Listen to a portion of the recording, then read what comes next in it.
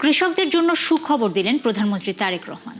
মন্ত্রিসভার প্রথম বৈঠকেই 10,000 টাকা পর্যন্ত সুদসহ কৃষি ঋণ মওকুফ করার সিদ্ধান্ত নিয়েছে তার সরকার।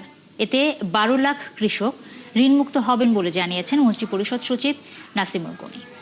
ঋণমুক্ত হলেও কৃষকদের কৃষি কার্ড পেতে বেগ পোহাতে হবে না বলেও জানান তিনি। এ সময় সরকারি কর্মচারীদের সময় মতো অফিসে আসতে প্রধানমন্ত্রী নির্দেশ দিয়েছেন বলেও জানান মন্ত্রিপরিষদ সচিব। শারমিনীরা রিপোর্ট।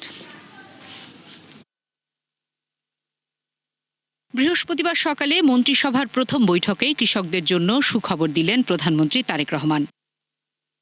10,000 টাকা পর্যন্ত কৃষি ঋণ মওকুফ করতে যাচ্ছে সরকার। বৈঠক শেষে এই সিদ্ধান্ত জানান মন্ত্রিপরিষদ সচিব। এতে 12 লাখ কৃষক ঋণমুক্ত হবে। মওকুফকৃত টাকার পরিমাণ হবে 1500 কোটি টাকার বেশি। তেহার অনুযায়ী শস্য, ফসল, মৎস্য ও পশুপালন খাতে 10,000 টাকা পর্যন্ত কৃষি ঋণ সুদ সহ মওকুফের সিদ্ধান্ত গ্রহণ করেছে।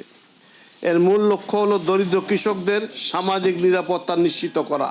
কৃষকদের নিকট পাওনা রয়েছে প্রায় 1550 কোটি টাকা, যা এই মওকুফের আওতাভুক্ত হবে। এই ঋণ মওকুফ করা হলে দরিদ্র কৃষকগণ নিম্নলিখিতভাবে উপকৃত হবে।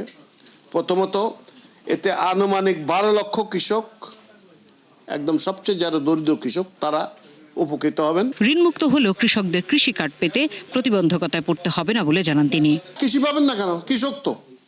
এক প্রশ্নের জবাবে মন্ত্রিপরিষদ সচিব বলেন, সরকারি কর্মচারীদের সময় মতো অফিসে আসার নির্দেশ দিয়েছেন প্রধানমন্ত্রী।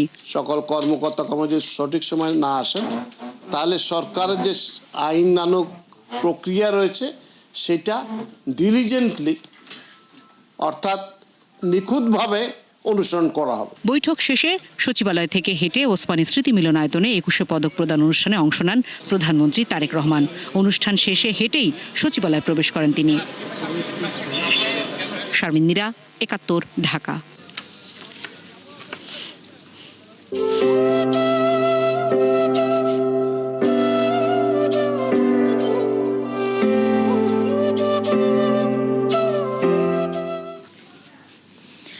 বাংলাকে জাতিসংঘের দাপ্তরিক ভাষার স্বীকৃতি আদায়ে কাজ করবে সরকার। অমর 21শে বইমেলার উদ্বোধনী অনুষ্ঠানে একথা জানিয়েছেন প্রধানমন্ত্রী তারেক রহমান।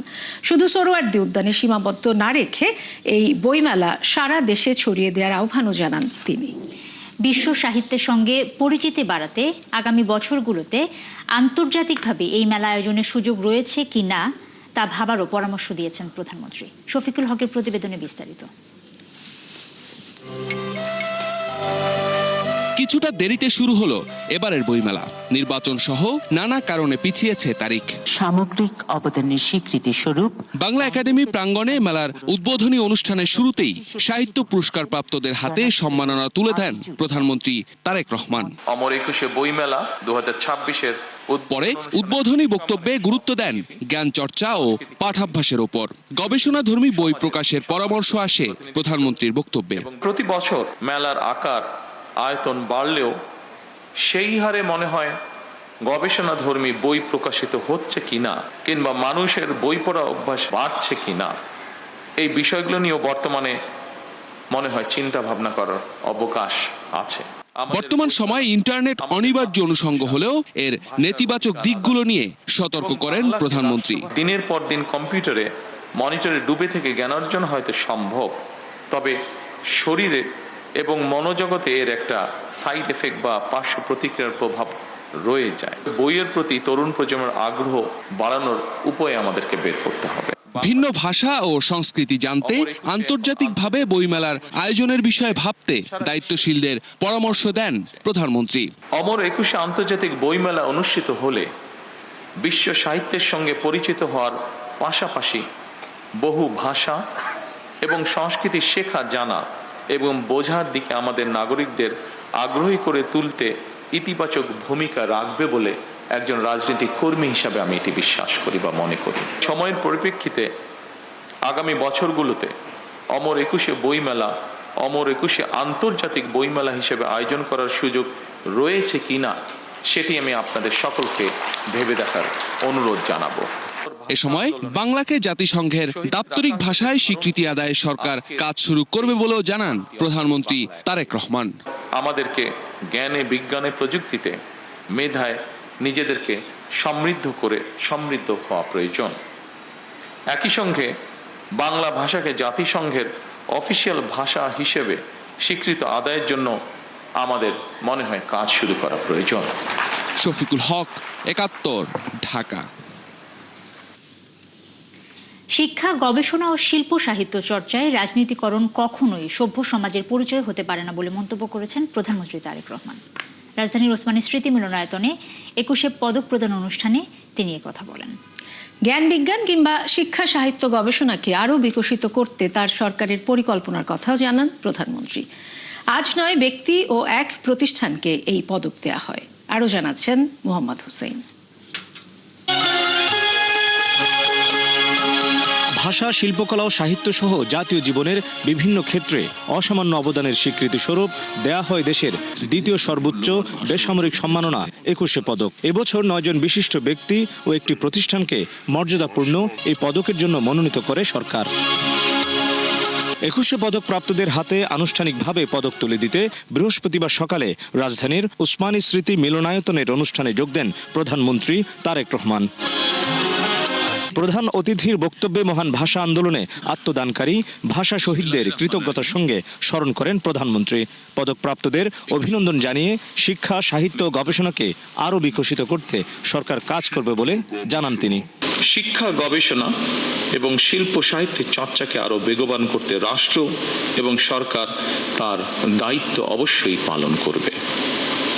আমি বিশ্বাস করি শিক্ষা, গবেষণা এবং শিল্প সাহিত্য চর্চাকে রাজনীতিকরণ করা কখনোই সভ্য সমাজের পরিচয়ক নয়। জ্ঞান বিজ্ঞানের সব শাখাকে এগিয়ে নিতে গণতান্ত্রিক রাষ্ট্র বিনির্মাণে তার দেয়া প্রতিশ্রুতির কথা আবারও উল্লেখ করেন তিনি। শিক্ষা, সাহিত্য, শিল্পকলা, বিজ্ঞান ও প্রযুক্তি অর্থাৎ জ্ঞান বিজ্ঞানে সব শাখায় যাতে দেশ এগিয়ে যেতে পারে, নৈতিক মানসম্পন্ন তেমন একটি উদার গণতান্ত্রিক রাষ্ট্র ব্যবস্থা প্রতিষ্ঠার লক্ষ্যে বর্তমান গণতান্ত্রিক সরকার অবশ্যই কাজ করবে। আমাদের এই যাত্রায় দেশের বিজ্ঞজনদের দিক নির্দেশনা অবশ্যই প্রত্যাশিত। বাংলা ভাষা ও সাহিত্য বিশ্ব দরবারে একদিন আলো ছড়াবে, এমন প্রত্যাশা প্রধানমন্ত্রী তারেক রহমান। বাংলা ভাষা ও সাহিত্য নিশ্চয়ই একদিন বিশ্ব সাহিত্যের জগতে আলো ছড়াবে। মোহাম্মদ হোসাইন, ৭১, ঢাকা। প্রত্যাশা করে আমি আমার সমঝোতা আদায়কৃত অর্থ চাঁদাবাজি ভিন্ন জিনিস ফের বললেন সড়ক, সেতু, রেল ও নৌমন্ত্রী শেখ রবিউল আলম। বৃহস্পতিবার সচিবালয়ে তিনি দাবি করেছেন তার আগের বক্তব্য ভুলভাবে বুঝেছে মানুষ। আরেক অনুষ্ঠানে বিদ্যুৎ ও জ্বালানি মন্ত্রী বলেছেন বিদ্যুতের দাম না বাড়িয়েও দেনা পরিশোধের চেষ্টা করছে সরকার। নুরনবী সরকারের প্রতিবেদন। নৌপথে ঈদযাত্রা নিয়ে সচিবালয়ে সভা করেন মন্ত্রণালয়ের দায়িত্বপ্রাপ্ত মন্ত্রী শেখ রবিউল আলম। বৈঠকের বিষয়ে জানান, নৌযাত্রা স্বাভাবিক রাখতে সব ধরনের ব্যবস্থা নেওয়া হয়েছে। নৌযাত্রাটা এবার যে কোনো সময়ের চেয়ে ভালো হবে। সাংবাদিকদের প্রশ্নের জবাবে মন্ত্রী জানান, চাঁদা ও চাঁদাবাজি ভিন্ন জিনিস। এটা নিয়ে তার দেওয়া বক্তব্যে কিছু মানুষ সমালোচনা করছে, এটা করবে। যে প্রক্রিয়া অনুসরণ করা দরকার, আপনার ওই ক্যাবিনেট সেক্রেটারি ওখান থেকে তাদের পরামর্শে যেভাবে পাঠাতে হয় সেভাবে পাঠানো হয়েছে, সিদ্ধান্ত তারাই দেবেন। দুই প্রতিমন্ত্রীর দপ্তর বন্টনে তার দেওয়া চিঠি মন্ত্রিপরিষদ বিভাগের পরামর্শই হয়েছে বলে জানান মন্ত্রী। সমস্যাটা হচ্ছে যে সমালোচনা তো অনেকে করতে পছন্দ করেন, যারা সমালোচনা করতে চান তাদেরকে তো আর নিবৃত্ত আপনি করতে পারবেন না। আমি বুঝাতে চেয়েছি চাঁদা এবং চাঁদাবাজি দুটি জিনিস পার্থক্য আছে। চাঁদাটা কোনো সময়ে শ্রমিক এবং মালিকদের স্বার্থে তারা তারাই নির্ধারণ করে মানে আমি বুঝাচ্ছি সমঝোতা করে তারা তাদের কল্যাণে কালেক্ট করে তাদের মতো ব্যয় করে, তাদের যে প্রক্রিয়া আছে সেটা তারা অনুসরণ করে। আর সেটা একটা কোনো জায়গায় এটাকে চাঁদাবাজি বলাটা কঠিন। চাঁদাবাজি আমি বলতেছি চাঁদাবাজি হচ্ছে সেইটি যেটি মানুষকে বাধ্য করে জোর করে নেওয়া হয়, তাদের নির্ধারিত প্রক্রিয়া না, কোনো অবৈধ শক্তি সেটা করতে চায়, সেটা করার কোনো সুযোগ নেই। সেটার করা আমাদের এই মন্ত্রণালয়ে থাকবে না, যে কোনো মূল্যে আমরা সেটা আপনার হতে দিব না। বিদ্যুৎ ও জ্বালানি সংক্রান্ত সাংবাদিকদের সংগঠন এফইআরবির আয়োজনে এক অনুষ্ঠানে যোগ দেন বিদ্যুৎ ও জ্বালানি মন্ত্রী ইকবাল হাসান মাহমুদ টুকু। এ সময় তিনি জানান, বিদ্যুতের দাম না বাড়িয়ে এ খাতের বকেয়া পরিশোধের চেষ্টা করা হচ্ছে। এখন জ্বলছে কিন্তু জনগণ ঋণের দায়ে ডুবে আছে, কথা বুঝছো তো? আমি মনে করি যে কষ্ট করে থাকা ভালো, ঋণের দায় না নেওয়ার চেয়ে। এখন আমরা ঋণের দায় নিয়ে বসে আছি। সুতরাং আমি যদি সিস্টেম লস কমাই নিই, আমার ম্যানেজমেন্টকে যদি সিস্টেম কমাই নিয়ে আসতে পারি, তাহলে why I will charge my people. আগের সরকারের ভুল নীতির কারণে গ্যাস বিদ্যুতের সংকট ও ভোগান্তি বর্তমান সরকার ও জনগণকে বহন করতে হচ্ছে বলেও মন্তব্য করেন মন্ত্রী। এই যদি নুরনবী সরকার, ৭১, ঢাকা। নবনিযুক্ত তথ্যমন্ত্রীর সাথে সৌজন্য সাক্ষাৎ করেছে টেলিভিশন মালিকদের সংগঠন অ্যাটকো। বিকেলে মন্ত্রীর বনানীর বাসভবনে সাক্ষাৎ করেন সংগঠনটির নেতারা। এ সময় 10টি বিষয় নিয়ে আলোচনা হয়। তথ্যমন্ত্রী জহিরুদ্দিন স্বপন জানান, গণমাধ্যমের কাজের জবাবদিহিতা নিশ্চিত করা হলেও কোনো কণ্ঠরোধ করা হবে না। ফরহাদ ইবনে মালিকের প্রতিবেদনে বিস্তারিত। বেসরকারি টেলিভিশন মালিকদের সংগঠন অ্যাটকো বৃহস্পতিবার বিকেলে তথ্যমন্ত্রীর সাথে সৌজন্য সাক্ষাতে তার বনানীর বাসভবনে আসেন সংগঠনটির নেতারা। সাথে ছিলেন ৭১ টেলিভিশন ও মেঘনা গ্রুপের চেয়ারম্যান মোস্তফা কামাল। পরে অ্যাটকো সভাপতি অঞ্জন চৌধুরী জানান, নানা সমস্যা নিয়ে কথা হয়েছে। তুলে ধরা হয়েছে অ্যাটকোর পক্ষ থেকে 10টি বিষয়। সমস্যাগুলো আমার মনে হয় যে খুব দ্রুত আমরা কাটিয়ে উঠতে পারবো, কারণ সদিচ্ছা থাকলে সবকিছুই সম্ভব। শুধু কিন্তু টেলিভিশন ওনারদের কথা বলছি না, যদি এটা ওনারদের অ্যাসোসিয়েশন, আমরা যখন কথা বলি আমরা কিন্তু ওনারের জন্য কথা বলি না, আমরা আমাদের সমষ্টিগত আমাদের সহকর্মীদের নিয়ে কথা বলি। সো এটার ভিতরে আমরা সবাই জড়িত আছি এবং সেগুলো নিয়ে আমরা কথা বলি। এ সময় তথ্যমন্ত্রী জানান, গণমাধ্যমের স্বাধীনতার বিষয়ে কথা বলেছেন অ্যাটকো নেতারা, আর গণমাধ্যমের কণ্ঠরোধ করবে না সরকার। স্বাধীনতা কিন্তু জবাবদিহিতাবিহীন হয় না। জবাবদিহিতাবিহীন যে স্বাধীনতা, সেই স্বাধীনতা কিন্তু নৈরাজ্যের দিকে নিয়ে যেতে পারে। আবার জবাবদিহিতার নামে কণ্ঠরোধ করাটা এটা একটা ফ্যাসিবাদী প্রবণতা। তো আমাদেরকে জবাবদিহিতার মধ্যে আমরা সর্বোচ্চ স্বাধীনতা না নিশ্চিত করব। আমি মন্ত্রী হিসাবে সরকারের পক্ষ থেকে এই বিষয়ে গ্রিন সিগন্যাল পেয়েছি। এছাড়া ব্যবসায়ী উদ্যোগের বাইরেও টেলিভিশনের মালিকরা গণমাধ্যমকে আরও গণমুখী করবেন, এমনটি আশা প্রকাশ করেন তথ্যমন্ত্রী। এটাকে এমন একটা মিউচুয়াল পয়েন্টে নিয়ে আসা যাতে এভরিবডি বিকেম হ্যাপি। ফরহাদ ইবনে মালিক, ৭১, ঢাকা। রাজনৈতিক পট পরিবর্তনের পর বন্ধ হয়ে যাওয়া কলকারখানাগুলো পুনরায় চালুর উদ্যোগে সহযোগিতা করবে বাংলাদেশ ব্যাংক। দায়িত্ব নেওয়ার পর এমন নির্দেশনা দিয়েছেন নতুন গভর্নর মুস্তাকুর রহমান। একই সঙ্গে কেন্দ্রীয় ব্যাংকের কর্মকর্তাদের গণমাধ্যমের সাথে কথা বলার বিষয়ে সতর্কতা জারি করেছেন তিনি। বিস্তারিত জানাচ্ছেন আবু জাহের আনাস। বুধবার প্রজ্ঞাপন জারির পর বৃহস্পতিবার সকাল 10:40 কেন্দ্রীয় ব্যাংকে পৌঁছান নতুন গভর্নর। এ সময় 2 ডেপুটি গভর্নর ও অন্যান্য কর্মকর্তারা ফুল দিয়ে তাকে স্বাগত জানান। পরে শীর্ষ কর্মকর্তাদের সঙ্গে বিভিন্ন বিষয়ে বৈঠক করেন তিনি। সেই সিদ্ধান্ত জানাতে বেলা 2টায় আয়োজন করা হয় জরুরি সংবাদ সম্মেলন। এতে কেন্দ্রীয় ব্যাংকের মুখপাত্র আরিফ হোসেন খান জানান, বন্ধ কলকারখানা পুনরায় চালু করতে নীতিগত সহায়তা ও প্রয়োজনীয় প্রণোদনার কথা বলেছেন নতুন গভর্নর। অর্থনীতিকে কর্মসংস্থানমুখী করতে কেন্দ্রীয় ব্যাংক সক্রিয় ভূমিকা পালন করবে বলেও উল্লেখ করেন তিনি। গভর্নর চাচ্ছেন যে বদ্ধ কলকারখানাগুলি চালু হোক, এই জন্য পলিসি সাপোর্ট দিতে হলে বাংলাদেশ ব্যাংক দিবে। সামষ্টিক অর্থনীতির স্থিতিশীলতা বজায় রাখার উদ্যোগে অন্তর্বর্তী সরকারের প্রশংসা করেন মোস্তাকুর রহমান। জানান, সেই ভিত্তির উপর দাঁড়িয়ে চেষ্টা করা হবে অর্থনীতিকে গতিশীলতায় ফেরাতে।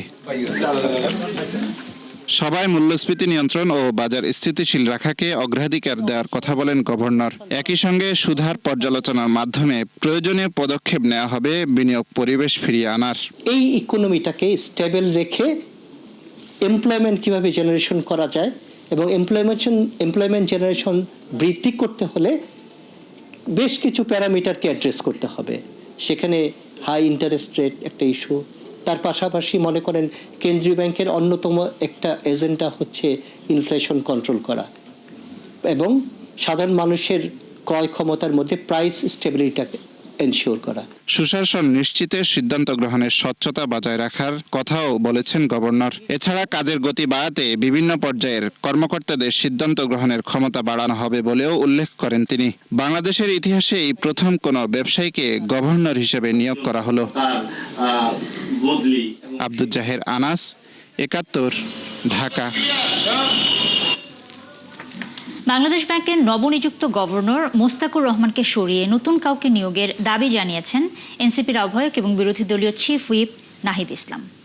জাতীয় ছাত্র শক্তির প্রতিষ্ঠা বার্ষিকীর অনুষ্ঠানে তিনি অভিযোগ করেন, বিচার প্রক্রিয়াকে ভণ্ডুল করতে বাংলাদেশ ব্যাংক দখলের নির্লজ্জতা দেখিয়েছে সরকার। যদি বাংলাদেশ ব্যাংক এইভাবে পরিচালিত হয়, বাংলাদেশ ব্যাংক যদি কোনো ধরনের জবাবদিহিতা ছাড়া দলীয় হস্তক্ষেপের মাধ্যমে পরিচালিত হয়, ব্যবসায়ীদের ঋণ খেলাপিদের স্বার্থ সেখানে রক্ষা করা হয়, তাহলে বাংলাদেশ যে অর্থনীতি সেই অর্থনীতির পরিবর্তন হবে না, বাংলাদেশ আরো খারাপ দিকে যাবে এবং জনগণ রাস্তায় নেমে আসতে বাধ্য হবে।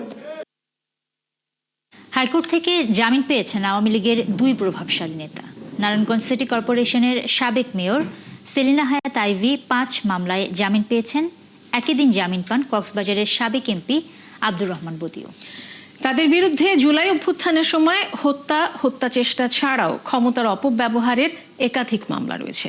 বিস্তারিত জানাচ্ছেন মাইনুল মারুফ। জুলাই অভ্যুত্থানের পর আন্দোলন দমন ও ক্ষমতায় থাকার সময় ঘুষ, দুর্নীতি সহ বিভিন্ন মামলায় আসামি করা হয় কার্যক্রম নিষিদ্ধ আওয়ামী লীগের নেতাদের। তাদের অনেকেই দেশ ছেড়ে পালিয়ে গেলেও গ্রেপ্তার হয়েছেন এমপি, মন্ত্রী, উপদেষ্টা, সিটি মেয়র থেকে তৃণমূলের নেতাকর্মীরাও, যাদের দিন কাটছে জেলখানায়। বৃহস্পতিবার আওয়ামী লীগ নেত্রী ও নারায়ণগঞ্জ সিটি কর্পোরেশনের সাবেক মেয়র সেলিনা হায়াৎ আইভীর 5 মামলায় জামিন আবেদন করেন তার আইনজীবী। পরে শুনানি শেষে মামলাগুলোতে জামিন দেওয়া হয়। বিচারপতি KM জাহিদ সারোয়ার ও বিচারপতি শেখ আবু তাহেরের হাইকোর্ট বেঞ্চ আদেশ দেন।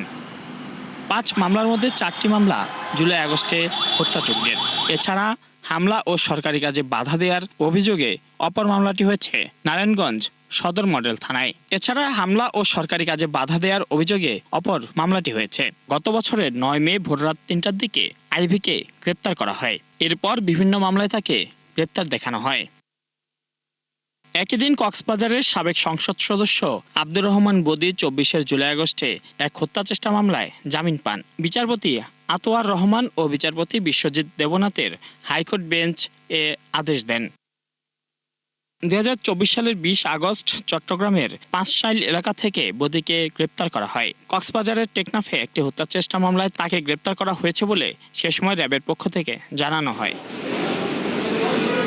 মাইনুল মারুফ, 71, ঢাকা। বরিশাল জেলা আইনজীবী সমিতির সভাপতি সাদিকুর রহমান লিংকনকে গ্রেপ্তারের প্রতিবাদে আদালত বর্জন কর্মসূচি পালন করছেন আইনজীবীরা। বুধবার সকাল থেকে আইনজীবীরা আদালত প্রাঙ্গণে বিক্ষোভ শুরু করেন। এতে দুর্ভোগে পড়েছেন দূর দূরান্ত থেকে আসা বিচার প্রার্থীরা। এর আগে কার্যক্রম নিষিদ্ধ আওয়ামী লীগের কয়েকজন শীর্ষ নেতার জামিনের প্রতিবাদে মঙ্গলবার আদালত চত্বরে বিক্ষোভ করে বিএনপিপন্থী আইনজীবীরা। পরে সাদিকুর রহমানের নেতৃত্বে সেখানে ভাঙচুর চালানো হয়। এই ঘটনায় সাদিকুর রহমানকে প্রধান আসামি হিসেবে গ্রেপ্তার করে জেলে পাঠান বিচারক। এরই প্রতিবাদে জেলা আইনজীবী সমিতি আদালত বর্জনের ঘোষণা দেন। যেন শুরু হয়েও হলো না, এক কথায় এমনটাই বলা যায় অমর একুশে বইমেলার প্রথম দিনটিকে। অর্ধেকেরও বেশি স্টল তৈরি হয়নি, হাতুড়ি বাটালি চলছে। তার মাঝেই আবার প্রস্তুতি শেষ করে বই বিক্রিও করছেন কোনো কোনো প্রকাশক। মেলায় অংশ নেওয়া নিয়ে দোলাচলে এমন অপ্রস্তুত মেলার সঙ্গে পরিচয় ঘটল পাঠকের। আরও জানাচ্ছেন পার্থ সঞ্জয়। ফেব্রুয়ারির শেষ বেলায় অমর একুশে বইমেলা, তাতে কোনো স্টল সাজলো বইয়ে, কোনো স্টলে বই তো দূরের কথা তৈরি হয়নি। এমনটাই যে হবে তা জানাই ছিল। অর্ধেকের মতো প্রকাশক স্টল বুঝে পান মেলা শুরুর 2 দিন আগে। আবার নতুন শর্তে কোনো কোনো প্যাভিলিয়নকে ভেঙে নতুন করে স্টলে রূপ দিতে হয়েছে। প্যাভিলিয়নের কাজ সম্পূর্ণ শেষ হয়ে গেছিল, তারপরে যখন বাংলা একাডেমি এরা সিদ্ধান্ত নিল যে এইভাবে প্যাভিলিয়ন দেওয়া যাবে না, তারপরে আমার ভাঙ্গিয়া এটা নতুন করে ঘুরতেই একটু হয়ে গেছে, দেরি হয়ে গেছে। এই প্যাভিলিয়ন ছিল, প্যাভিলিয়নের জায়গাটায় স্টল করে দেওয়া হয়েছে, সেই জন্য দেরিতে কাজ ধরায় কাজটা কমপ্লিট করতে কম দেরি হলো আর কি। শুরুর দিনে বইমেলার এমন অপ্রস্তুত শুরুটা নিয়ে আক্ষেপের কথা জানান এই প্রকাশক। এই যে মেলার যে চিত্র, আসলে উদ্বোধনের দিনে এই চিত্র আমরা আগে কখনো দেখিনি। তো এটাই যে বারবার সিদ্ধান্তহীনতা, তারিখ পরিবর্তন এবং একটা মেলার যে সর্বাধিক সংখ্যক মূলধারার প্রকাশক তাদের যে দাবি ছিল, যে যৌক্তিক দাবি ছিল যে মেলাটাকে ঈদের পরে নিয়ে যাওয়া, এবং সেটা না মানা এবং সঙ্গে আরও কিছু দাবি দেওয়া ছিল। আবার সেগুলো একটা পর্যায়ে সেগুলোকে কোনো গুরুত্বই দেওয়া হলো না, আবার একটা পর্যায়ে এসে সেগুলো মানা হলো, কিন্তু তখন সময় খুবই কম।